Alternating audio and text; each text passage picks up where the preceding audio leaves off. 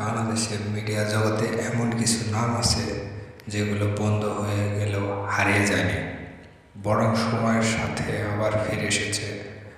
আজ আমরা জানাবো যেসব প্রতিষ্ঠান বন্ধ হয়ে যাওয়ার পর আবার নতুনভাবে ফিরে এসেছে।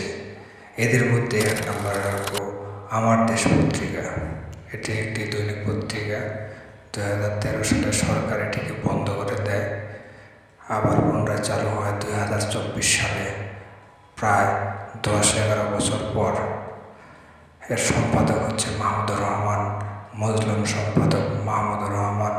সম্পাদিত বাংলাদেশের স্বাধীন সার্বভৌমত্ব, জাতীয় স্বার্থ, আইনের শাসন, গণতন্ত্র, মানবাধিকার এবং গণমাধ্যমের স্বাধীনতার পক্ষে সোচ্চার অকুতোভয় সংবাদপত্র। তার নাম হচ্ছে আমার দেশ পত্রিকা। এদের মধ্যে দ্বিতীয় নামটি আসবে ইটিভি, একুশে টেলিভিশন, যেটি ইটিভি নামে পরিচিত। চেয়ারম্যান আব্দুল সালাম, বাংলাদেশের প্রথম বেসরকারি টেলিভিশন, 1999 সালে শুরু। 2002 সালে আদালতের রায়ে সম্প্রচার বন্ধ হয়ে যায়। এরপর দীর্ঘ বিরতির পর চালু হয়। বন্ধ হওয়ার দ্বিতীয় নামটি আসবে চ্যানেল আই নিউজ এর নাম।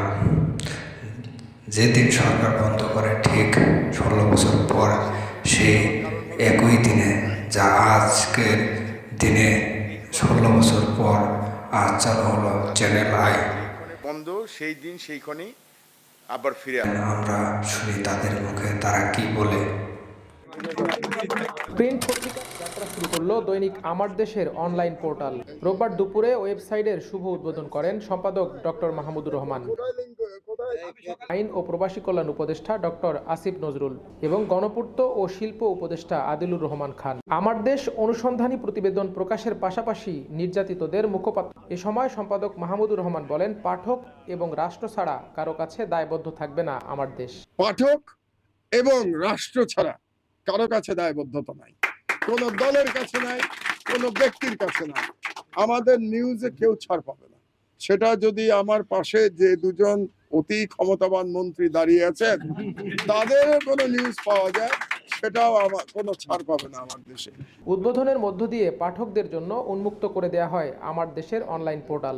অনলাইন প্রিয় পাঠকরা www.dailyamardesh.com ওয়েবসাইটে ভিজিট করে পড়তে পারবেন আমার দেশের খবর। আরমান মুজাহিদ, আমার দেশ।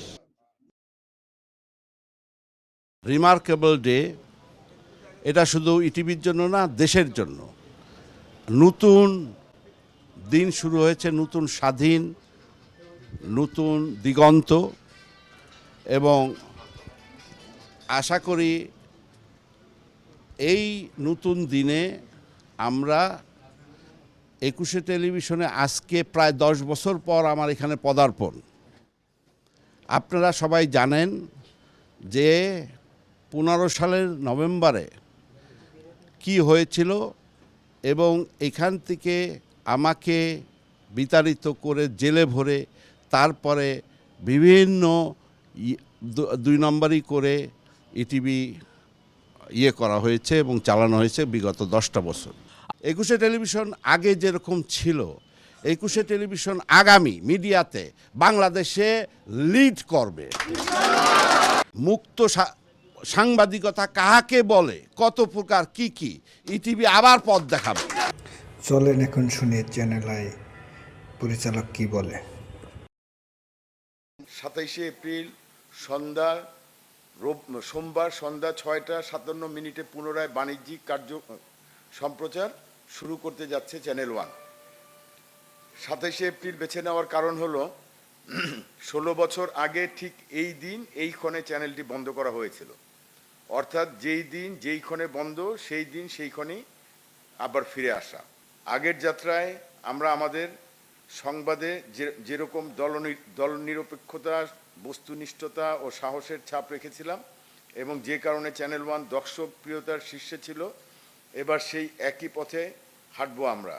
কোনো ধরনের দলীয় আনুগত্য আমাদের সংবাদে স্থান পাবে না।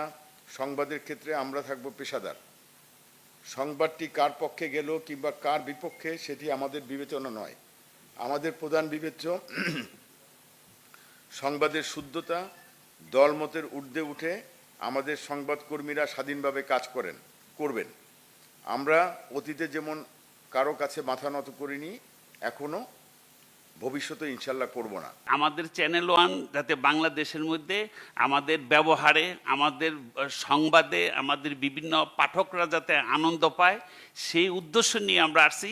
আশা করি আপনারা সকলে আমাদেরকে সহযোগিতা করবেন এবং আমরা যাতে এই চ্যানেল ওয়ানকে দেশের সকল সংবাদগুলো সুন্দরভাবে পৌঁছাইতে পারি এবং দর্শকরা যেন আমাদের চ্যানেল দেখে আনন্দ উপভোগ করতে পারে।